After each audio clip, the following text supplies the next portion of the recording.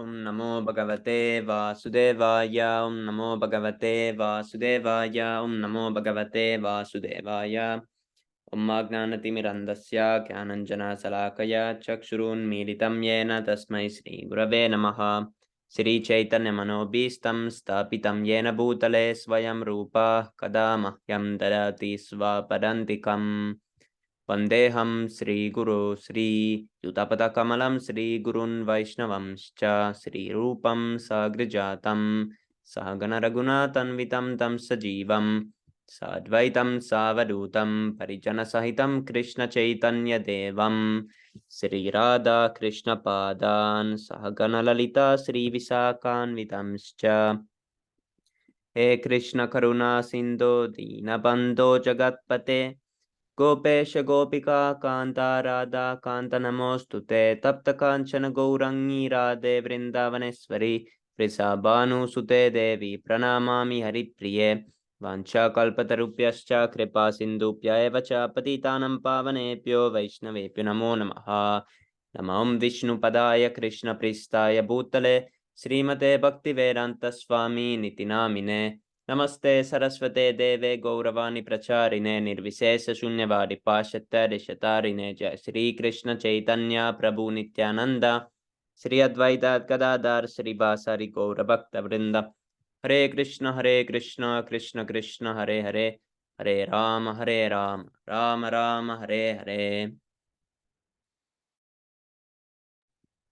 Hare Krishna Prabhu, please accept my humble obeisances. All glories to Srila Prabhupada. So today we start a new book, and the book is called Narada Bhakti Sutra. And the topic is the value of devotion. Here is Narada Muni. Narada Bhakti Sutra, the value of devotion, by His Divine Grace A.C. Bhaktivedanta Swami Srila Prabhupada Ki Jai. Notes from the publisher. In 1967, His Divine Grace A.C. Bhaktivedanta Swami Prabhupada translated and wrote purports for 13 of 84 aphorisms of Narada's Bhakti Sutra. Srila Prabhupada called them quotes. His disciples have since completed the translation and commentary on the total of 84 sutras. The complete work with the commentaries of Prabhupada's disciples is available at the various ISKCON centers. This document contains only 13 sutras of Srila Prabhupada, contained in the first chapter of Narada Bhakti Sutra.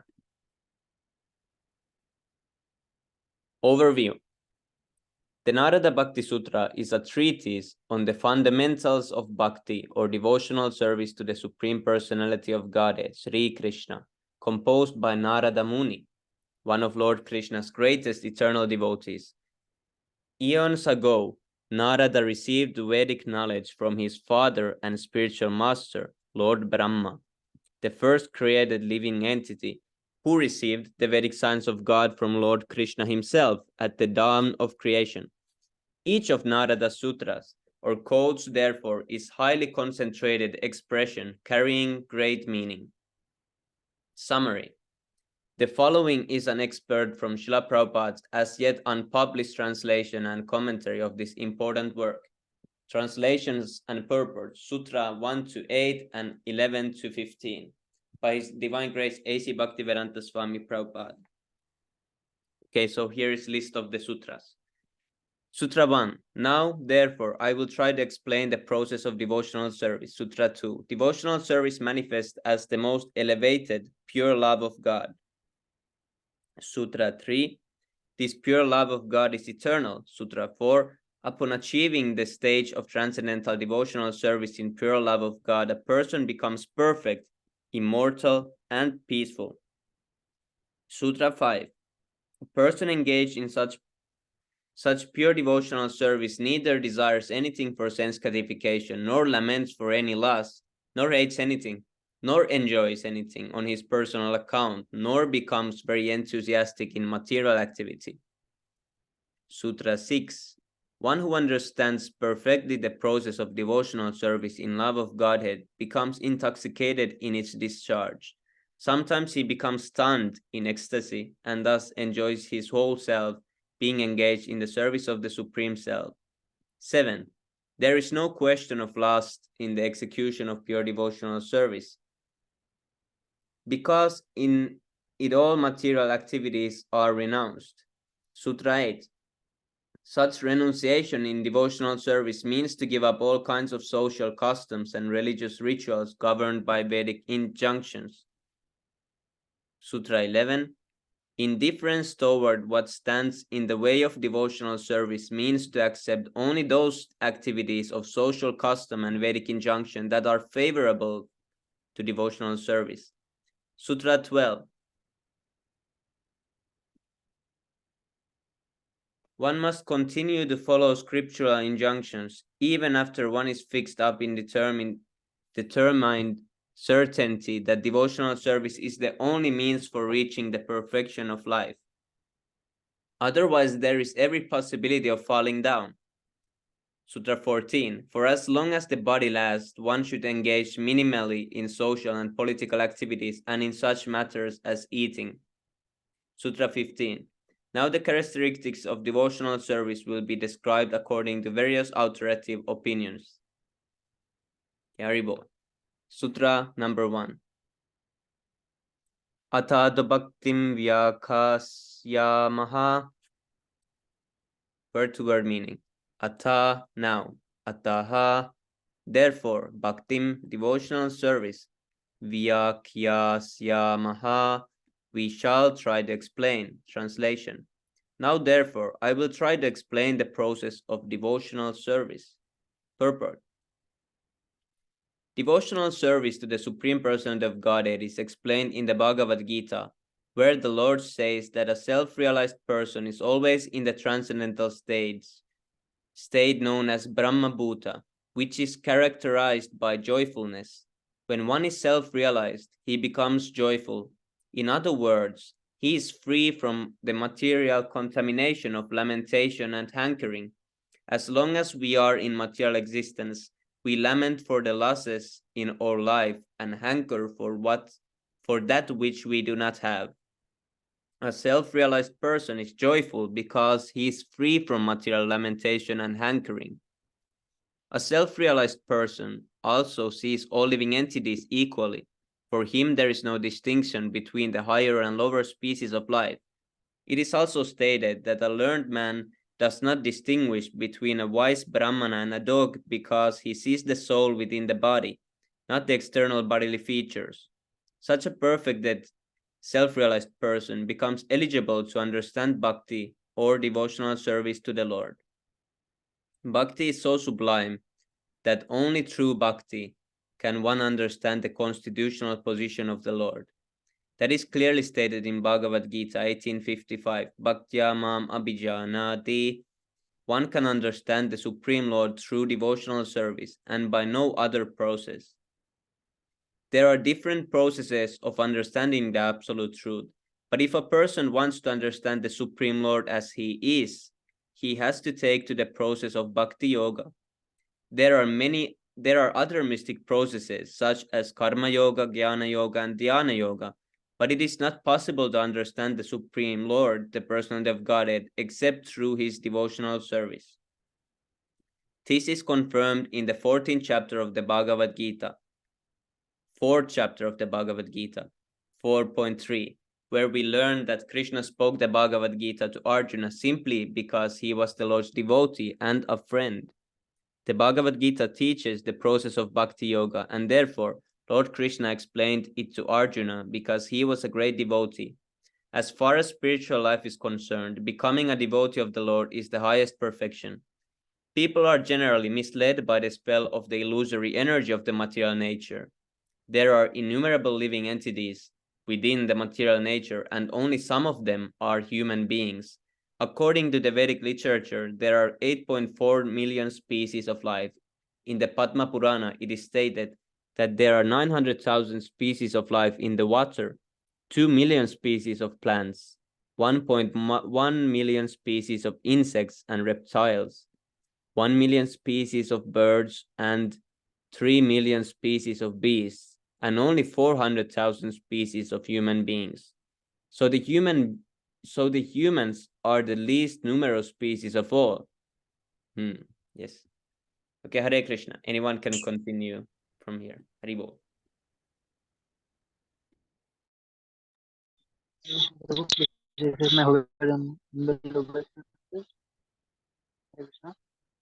Hare Krishna. Yes, Prabhu. Hare Krishna. Yes, bro. All living entities can be divided into two divisions: those that can move and those that are stationary, such as trees.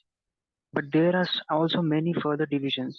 Some species fly in the air, some live in the water, and some live in the ground. On the ground, among the living entities who live on the ground, only 400,000 are human species, and out of these 400,000 human species, many are uncivilized or unclean. They are not up to the standard of proper civilization. Prabhu, please wait. Let me check my network, please. Please wait for 2 minutes. Yes, Prabhu.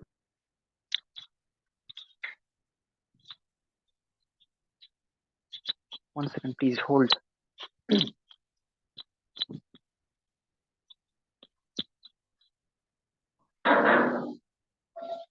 Okay, from there, Hare Krishna, from there. Hare Krishna. Yes, Prabhu. From here. From the historical point of view, the Aryans are the most civilized section of human beings. And among the Aryans, the Indians are especially highly cultured.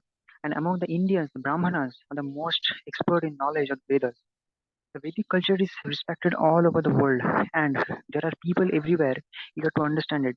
The highest professional stage of understanding Vedic culture is explained in the Bhagavad Gita, in the 15th chapter, 15.15, where the Lord says that the purpose of all Vedas is to understand Him, Lord Shri Krishna. Fortunate are those who are attracted to Vedic cultural life. The Hindus call themselves followers of the Vedas. Some say they follow the Sama Veda, claim to follow different section of the Vedas. But in fact, for the most part, they are not followers of the Vedas because they do not follow the rules and regulation of the Vedas. Therefore, Lord Chaitanya says that since the so-called followers of the Vedas perform all kinds of sinful activities, the number of actual followers of the Vedas is very small, and even among this small exclusive number, most are quite up. Most are addicted to the process described in the Vedas, Karma Kanda section, by which one can elevate oneself to the professional stage of economic development. The strict followers of the Karma Kanda portions of the Vedas perform various sacrifices for worship of different demigods in order to achieve particular material results. Out of many millions of such worshippers, some may actually engage in the process of understanding the supreme, the absolute truth. They are called Gyanis. Perfection for a Gyani lies in attaining the stage of Brahma Bhuta or self-realization. Only after self-realization is attained does the stage of understanding devotional service begin. The conclusion is that one can begin the process of devotional service or bhakti when one is actually self-realized. One who is in the bodily concept of existence cannot understand the process of devotional service. It is for it is for these reasons that the Narada Bhakti Sutra begins. Now, therefore, I shall try to explain the process of devotional service. The word, therefore, indicates that this process of devotional service is for the self-realized soul, one who is already liberated. Similarly, the Vedanta Sutra begins Atato Brahma Jigyasa. The word Brahma Jigyasa refers to inquiry into the spiritual in the supreme absolute truth, and it is recommended for those who have been elevated from the lower stage of addiction, the karma kanda portion of the Vedas, to the position of interest in the Jnana Kanda portion. Only when a person is perfectly situated in the realization that he is not the body but a spirit soul, can he begin the process of bhakti or devotional service. Sutra number 2. सा तव अस्मिन् Parama Prema Rupa. Synonyms: Sa, it; Tu, and; Asmin, for him, the Supreme Lord; Parama, highest; Prema, pure love; Rupa, having as it is form. Translation: Devotional service manifests as the most elevated pure love for God. Purport: As stated before, after attaining the highest stage of self-realization, one becomes situated in devotional service to the Lord. The perfection of devotional service is to attain love of God. Love of God involves the Supreme Personality of Godhead. The devotee and the process of devotional service. Self-realization and the Brahma Bhuta stage is the beginning of spiritual life. It is not the perfectional stage. If a person understands that he is not this body and that he has nothing to do with this material world, he becomes free from material entanglement. But the realization is not a professional stage. The professional stage begins with activity in a self-realized position, and that activity is based on the understanding that a living entity is eternally the subordinate servitor of the Supreme Lord. Otherwise, there is no meaning to self-realization. If one is puffed up with the idea that he is the Supreme Brahman, or that he has become one with this Narayana, or that he has merged into the Brahma Jyoti effulgence, then he has not grasped the perfection of life. As Srimad Bhagavatam 10.2.32 states, Yena, I'm skipping the Sanskrit verse, persons who are falsely puffed up thinking that they have become liberated simply by understanding, they continue, constitutional position as Brahman or spirit soul are factually still contaminated. Their intelligence is impure because they have no understanding of the Supreme Personality of Godhead, and ultimately they fall down from their puffed up position. According to the Bhagavatam 1.2.11, there are three levels of transcendentalists: the self-realized nodes of the impersonal Brahman features of the Absolute Truth, the nodes of the Paramatma, the localized aspect of the Supreme which is understood by the process of mystic yoga, and the Bhaktas who are in knowledge of the Supreme Personality of Godhead and engage in devotional service. Those who understand simply that the living being is not matter but spirit soul, and who desires to merge into the spirit soul, Supreme Spirit Soul, are in the lowest transcendental position. Above them are the mystic yogis who by meditation see within their hearts and four-handed Vishnu form of the Paramatma, or Supreme Soul, Super Soul. But persons who actually associate with the Supreme Lord, Krishna, are the highest among all transcendentalists. In the sixth chapter of Bhagavad Gita 6.47, the Lord confirms this. Yoginam api sarvesham मत्तेनंतर आत्मन्द श्रद्धावान भजते यो माम सामे युक्ता तमोमतः. And of all yogis, the one with great faith who always uh, abid, abides in me, think of me within himself, and renders transcendental loving service to me, is the most intimately united with me in yoga and is the highest of all. That is my opinion. This is the highest perfectional stage known as prema or love of God. In the Bhakti Rasamrita Sindhu 1.4.15 to 16, Srila Rupa Goswami, a great authority in the devotional line, describes the different stage in coming to the point of love of Godhead. Adau Shraddha Tatha Sadhu Sangha Tatha Bhajana Kriya Tato Anartha Nivritti Syat Tato Nishtha Ruchi Satataha Atha Satis Tato Bhava Tatha Prema Vayu Dansati Danjati Sadha Kanam Ayam Premanaha Pradurbhave Bhavet Karmanaha. The first requirement is that one should have sufficient faith that the only process for attaining love for God it is bhakti, devotional service to the Lord. Throughout the Bhagavad Gita, Lord Krishna teaches that one should give up all other process of self-realization and fully surrender unto Him. That is faith. One who has the full faith in Krishna, Shraddha, and surrender unto Him is eligible for being raised to the level of prema, which Lord Chaitanya taught us, the highest perfection stage of human life.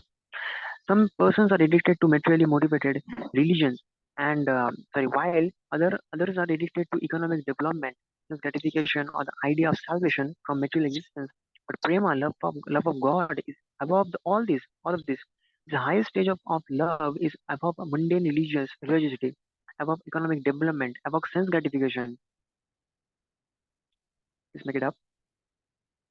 And above even liberation or salvation. Thus, love of God begins with a firm faith that one who engages in full devotional service has attained perfection in all these processes. The next stage in the process of elevation to love of God is sadhu sangha, association with persons already in the highest stage of love of God. One who avoids such association and simply engages in mental speculation or so-called meditation cannot be raised to the perfection platform. But one who associates with pure devotees or an elevated devotional society goes to the next stage, bhajana kriya, or the acceptance of the regulative principle of worshipping the Supreme Lord. One who associates with the pure devotee of the Lord naturally accept that the person as his spiritual master. And when the neophyte devotee accepts a pure devotee as his spiritual master, the duty of the spiritual master is to train the neophyte in the principle of regulated devotional service or Vaidhi Bhakti. At the stage of devotional service, the devotee service is based on his capacity to serve the Lord. The expert spiritual master engages his followers in work that will gradually develop their consciousness of service to the Lord. Therefore, the preliminary stage of understanding prema, of love of God, is to approach a proper pure devotee, accept him as one spiritual master, execute regulated devotional service under his guidance. The next stage is called anartha nivritti, in which all the misgiving of material life are vanquished. A person gradually reaches this stage by regularly performing the preliminary principle of devotional service under the guidance of the spiritual master. And there are many bad habits we acquire in the association of material contamination, chief of which are illicit sexual relationships, eating animal food, indulge in intoxication, and gambling. The first thing the expert spiritual master does when he engages his disciples in regulated devotional service is to instruct him to abstain from these four principles of sinful life. Since God is supreme pure, since God Hare Krishna, Hare Krishna. Since God is supremely pure, one cannot rise to the highest perfectional stage of love of God without being purified. In the Bhagavad Gita 10.12, when Arjuna accepted Krishna as the Supreme Lord, he said, Pavitranam Paranam Bhavan, you are the purest of the pure. The Lord is the purest, and thus anyone who wants to serve the Supreme Lord must also be pure. Unless a person is pure, he can neither understand what the personality of Godhead is, nor engage in his service in love. For devotional service, as stated before, begins from the point of self-realization when all misgiving of materialistic life are vanquished. After following the regulative principle and purifying the material senses, one attains the stage of nishtha, firm faith in the Lord. And when a person has attained this stage, no one can deviate him from the conception of the Supreme Personality of Godhead. No one can persuade him that God is impersonal without a form, that any form created by imagination can be accepted as God. Those who espouse is more or less, a nonsensical conception of the Supreme Lord cannot dissuade him from firm faith in the Supreme Personality of Godhead Krishna. In the Bhagavad Gita, Lord Krishna, Prabhu, can you read My Parents Are Coming? Hare Krishna, please accept my humble obeisances, Dimitri Prabhu and Deepanshu Prabhu. All glories to Shri Prabhupada. Hare Krishna Prabhu, Unat Pranam, Jai Prabhupada. Hare Krishna, Dandat Pranam, Jai Prabhupada. Any Prabhu, please read My Parents Are Coming, so I cannot read. Prabhu, please forgive Yes, me. Prabhu. Thank you so much for reading. Who wants to continue? Let's read one more verse after this. May I continue, Prabhu? Yes, Prabhu. Thank you. In the Bhagavad Gita, Lord Krishna stresses in many verses that he is the Supreme Personality of Godhead. But despite Lord Krishna stressing this point, many so-called scholars and commentators still deny the personal conception of the Lord. One famous scholar wrote in his commentary on the Bhagavad Gita that one does not have to surrender to Lord Krishna or even accept him as the Supreme Personality of Godhead, but that one should rather surrender to the Supreme within Krishna. Such fools do not know what is within and what is without. They comment on the Bhagavad Gita according to their own whims. Such persons cannot be elevated to the highest stage of love of Godhead. They may be scholarly and they may be elevated in other departments of knowledge, but they are not even neophytes in the process of attaining the highest states of perfection, love of Godhead. Nishtha implies that one should accept the words of Bhagavad Gita, the words of the Supreme Personality of Godhead as they are, without any deviation of nonsensical commentary. If a person is fortunate enough to vanquish all misgivings caused by material existence and rise up to the stage of Nishtha, he can then rise to the stages of Ruchi, taste, and Asakti, attachment for the Lord. Asakti is the beginning of love of Godhead. By progressing, one then advances to the stage of relishing a reciprocal exchange with the Lord in ecstasy, bhava. Every living entity is eternally related to the Supreme Lord, and this relationship may be in any one of many transcendental humors. At the stage called asakti, attachment, a person can understand his relationship with the Supreme Lord. When he understands his position, he begins he begins reciprocating with the Lord. By constant reciprocation with the Lord, the devotee is elevated to the highest stage of love of Godhead, Brahma. Okay, anyone can continue next. I'm reading, Prabhu. Hare Krishna. Hare Krishna. I'm reading. Thank you. Sutra 3. Amartha Rupa cha Anartha, immortality. Svarupa, having as its essence cha, end. Translation.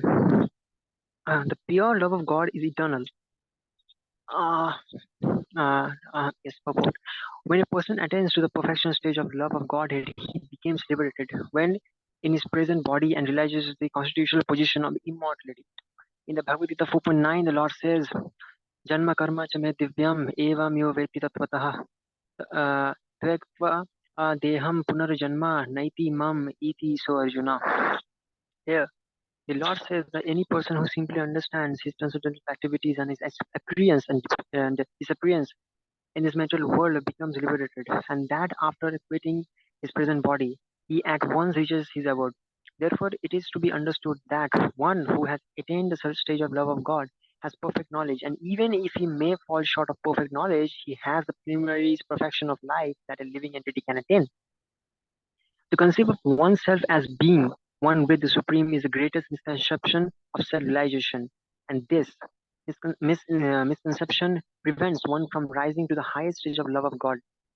But a person who understands this subordinate position can attain the highest stage of loving service to the Lord. Although the Lord and the living entities are, qualitatively one, the living entities are limited, while the Lord is unlimited. This understanding, called Amartha Swarupa, makes one eligible for being eternally situated. In the Srimad Bhagavatam 10.87.30, the personified Vedas pray to the Lord, O Supreme Eternal, if the living entities were equal with you and thus all pervading and all powerful like you, there would be no possibility of their being controlled by your external energy, Maya. Therefore, the living entity should be accepted as fragmental portions of the Supreme. This is confirmed in Bhagavad Gita 15.7 when the Lord says, Mamai Vamso Jiva Loke Jiva Bhuta Sanatanaha. The living entities are my fragmental position eternally. As fragmental position, they are qualitatively one with the Supreme, but they are not unlimited. One who is conceived that he is eternally a servitor of the Supreme Lord is called immortal because he has realized his constitutional position of immortality. Unless yes, one can understand his position as a living entity and an eternal servitor of the Lord. There is no question of immortality, but one who accepts these facts becomes immortal. In other words, those who are under the misconception that the living entity and Supreme Lord are equal in all respects, both qualitatively and second line, quantitatively, they are mistaken, and they are still bound to remain in the material world. They cannot rise to the position of immortality. Upon attaining love of God, a person immediately becomes immortal and no longer has to change his material body. But even if the devotee of the Lord has not yet reached the perfectional stage of love of God, Godhead, his devotional service is considered immortal. Any action in the stage of karma or jnana will be finished with the change of body. But devotional service, even if not executed perfectly, will continue into the next life, and the living entity will be allowed to make further progress. The constitutional position of the living entity as a fragment of the Supreme Lord is confirmed in the Srimad Bhagavatam and the Upanishad. The Shatashvara Upanishad 5.9 says, Balagra Sata Bhagasya Satadha Kalpitasya Cha Bhago Jiva Sa Vijaneha Sa Chanantyaya Kalpate. If the tip of a hair were divided into 100 parts, and if one of those parts were again divided into 100 parts, that 1/10,000 part of the tip of the hair would be the dimension of the living entity. As already mentioned, this portion of the living entity as a fragment of the Supreme Lord is declared in the Bhagavad Gita 15.7 to be eternal. It cannot be changed. A person who understands this constitutional position as a fragment of the Supreme Lord and engages himself in the devotional service with all seriousness at once becomes, next line please, immortal. Next, seriousness at one becomes immortal. Sutra number 4. Yeah. यल्लब्ध्वा पुमान सिद्धो भवति अमर्तो भवति तर्तो bhavati.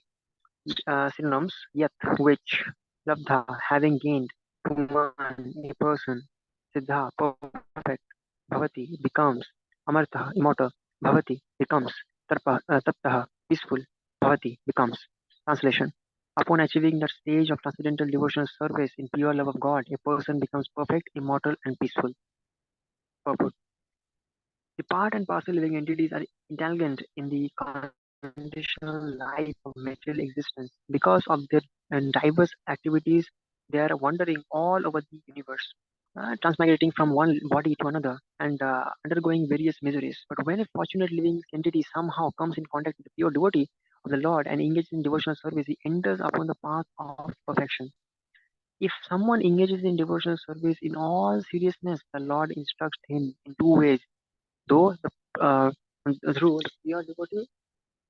the pure devotee, and from within, so that he can advance in devotional service. By cultivating such devotional service, he becomes perfect. Lord Krishna describes this form of complete perfection in the Bhagavad Gita 8.15. मामुपत्तया पुनर्जन्म दुःखालयम् अशाश्वतम् नाप्नुवन्ति ये महात्मनः संसिद्धिं परमं गतः. The great soul who engages in my devotional service attain me, the Supreme Lord, and do not come back to the miserable material life. For they have attained the highest perfection, both while in the material body and after giving it up. A devotee attains the highest perfection in service to the Lord. As long as the devotee is in the material body, his probabilition activities in devotional service prepare him for being transferred to the Lord's supreme abode. Only those who are 100% engaged in devotional service can achieve this perfection. In material conditioned life, a person always feels the full of miseries caused by the transmigration of the soul from body to body. Before taking birth and undergoes the miseries of living in the womb of mother, and when he comes out, he lives for a certain period and then again has to die and enter a mother's womb. But one who attains the highest perfection goes back to Godhead after living his present body. Once there, he doesn't have to come back to the material world, come back to this material world and transmigrate from one body to another. That transfer to the spiritual world is the highest perfection of life. Perfection of life is, in other words, the devotees achieve this constitutional position of immortality and thus becomes completely peaceful. Until a person achieves this perfection, he cannot be peaceful. He may artificially think he is one with the Supreme, but actually he is not. Therefore, he has no peace. Similarly, someone may aspire for one of the 8 yogis' perfection in the mystic yoga process, such as to become the smallest, to become the heaviest, or to acquire anything he desires. But these achievements are material. They are not perfection. Perfection means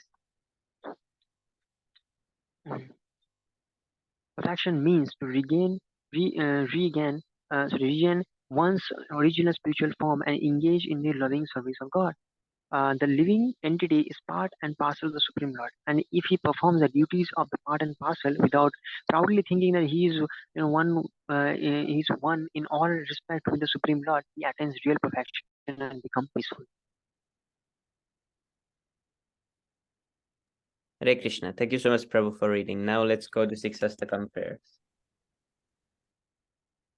Cheto darpanamarjanam bhavamaha davagni nirvapanam shreyah kairava chandrika vitaranam vidyavadu jivanam anandam putivardhanam pratipadam purnamritasvadanam sarvatma snapanam param vichayate Sri Krishna Sankirtanam.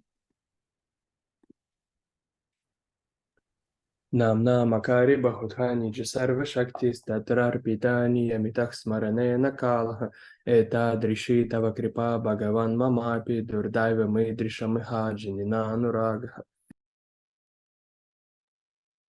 न दति स्नीचे न करोति सहिष्णुः येन कीर्तनीय सदा हरिः न धनं न जनं न सुन्दरीं कवितां वा जगदीश कामये मम जन्मनि जन्मनीश्वरे भवतात् भक्तिरहैतुकी त्वयि अयि नन्दतनुजा किङ्करं पतितं मामिषमे भवाम्बुधौ कृपया तव पादपङ्कजस्थितधूलिसदृशं विचिन्तय नयनं गलदशुद्धारया वदनं गद्गदारुधया गिरा लकैर्निशितां वपुः कदा तव नाम ग्रहणे भविष्यति युगायितं शेन चक्षुषा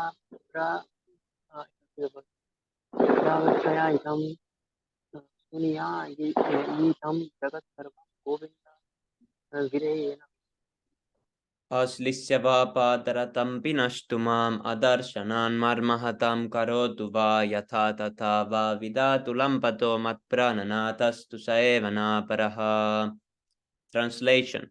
Glory to the Sri Krishna Sankirtan, which cleanses the heart of all the dust accumulated for years and extinguishes the fire of conditional life of repeated birth and death. This Sankirtan movement is the prime benediction for humanity at large, because it spreads the rays of the benediction moon. It is the life of all transcendental knowledge. It increases the ocean of transcendental bliss, and it enables us to fully taste the nectar for which we are always anxious. O my Lord, your holy name alone can render all benediction to living beings. And thus you have hundreds and millions of names like Krishna and Govinda. In these transcendental names, you have invested all your transcendental energies. They are not even hard and fast rules for chanting these names. O my Lord, out of kindness, you enable us to easily approach you by your holy names. But I am so unfortunate that I have no attraction for them. So can you zoom it? Then I need to move it when you read. Okay. One should chant the holy name of the Lord in a humble state of mind, thinking oneself lower than the straw in the street. One should be more tolerant than a tree, devoid of all sense of the false prestige, and should be ready to offer all respects to other.